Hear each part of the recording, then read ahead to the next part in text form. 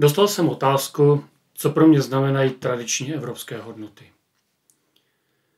Abych pravdu řekl, já jsem tento pojem vždycky považoval za prázdný a plytký.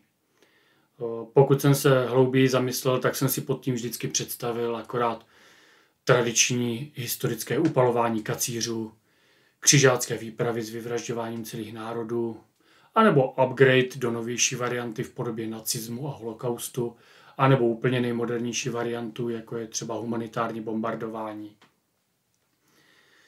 Ale dobře, ať tady nevykládáme o nějakých dojmech a subjektivních záležitostech, podívejme se na web Evropské unie.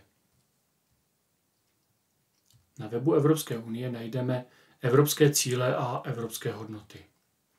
A tady je dlouhý seznam všelijakých klišé a slibů a všechno o prosazování míru a ochranách životního prostředí a technický pokrok a boj proti diskriminaci a tak dále a tak dále. Jo, samozřejmě většina z nás už dávno z toho vystřízlivěla. Víme, co je za tou ochranou životního prostředí, čí zájmy se zatím skrývají. Víme, jak je to se sociálním vyloučením, diskriminací, že vlastně ochrana jedních je ve skutečnosti surová diskriminace druhých a tak dále. To asi nemá smysl rozebírat, s tím mnozí z nás mají zkušenost. Našel jsem tam třeba takové záležitosti jako jazyková a kulturní rozmanitost Evropské unie. Jaká jazyková rozmanitost? Když se dítě narodí, první, co mu pleskne do očí v porodnici, tak je nápis Happy Baby. To je ta jazyková kulturní rozmanitost. Dítě, který se narodí, já vím, že si to nepřečte. Jo, že je to dogmatizace jeho matky a otce a příbuzní, kteří tam přijdou.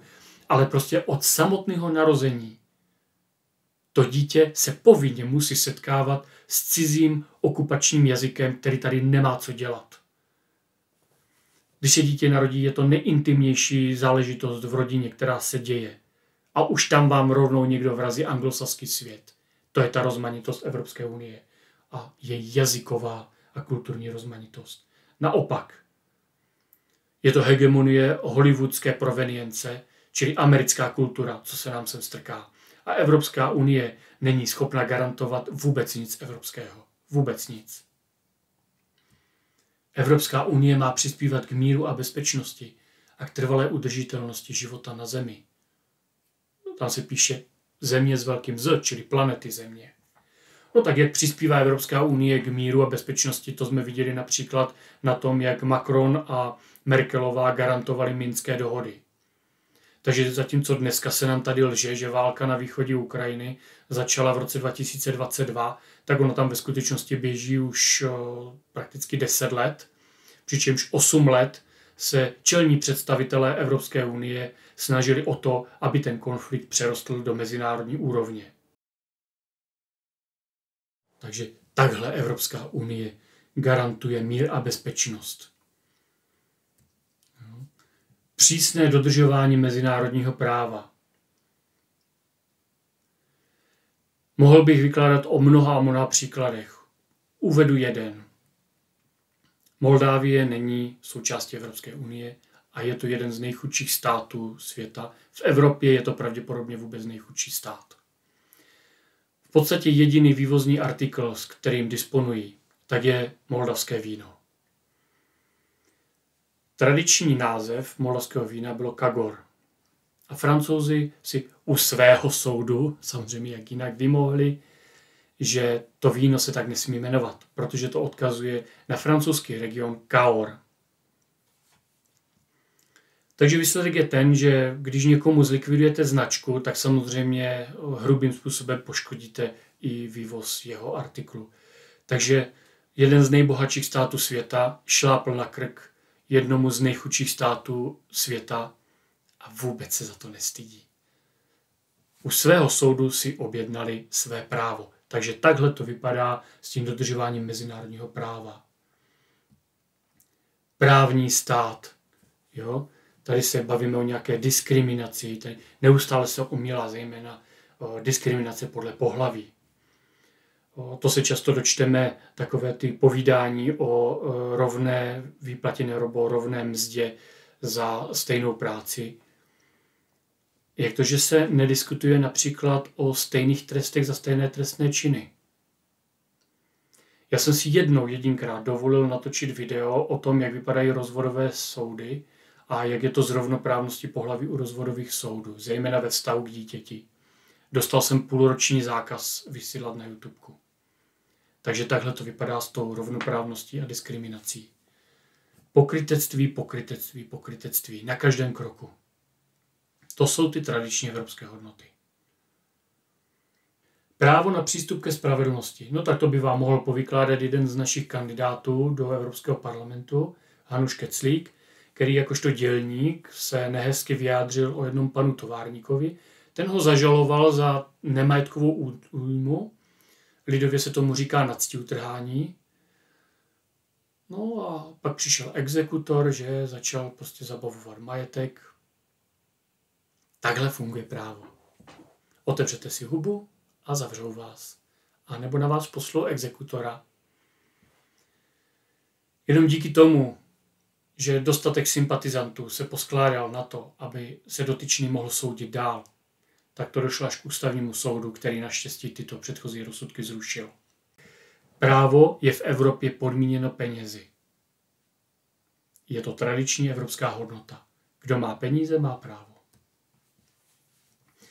Ale ať se nebavíme jenom o tom, co je na webu Evropské unie, to si tam můžete přečíst. Na Wikipedii k tomu máte taky povídání. Ostatní Wikipedie ku podivu přiznává, že se jedná víceméně o egocentristické francouzské pohledy na to, jak má vypadat právo a hodnoty. Takže se vůbec nejedná o nějaké evropské hodnoty, ale jsou to hodnoty Francouzů, těch, kteří 19. století utopili v krvi.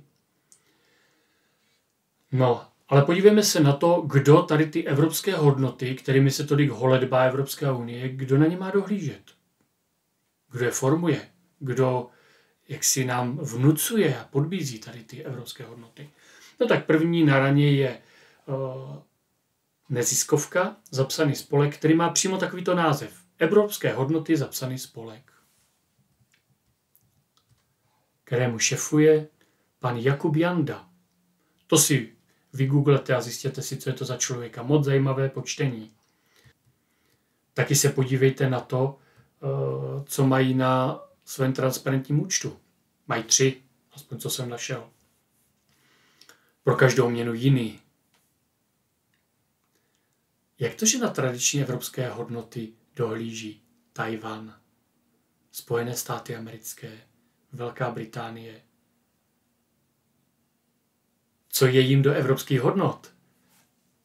Ale na transparentním účtu vidíte příspěvky právě od organizací, které se tohoto týkají.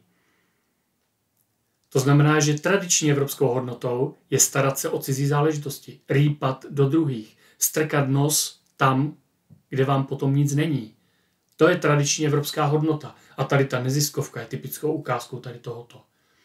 Semantic Visions je další taková neziskovka, kterou vede František Vrábel.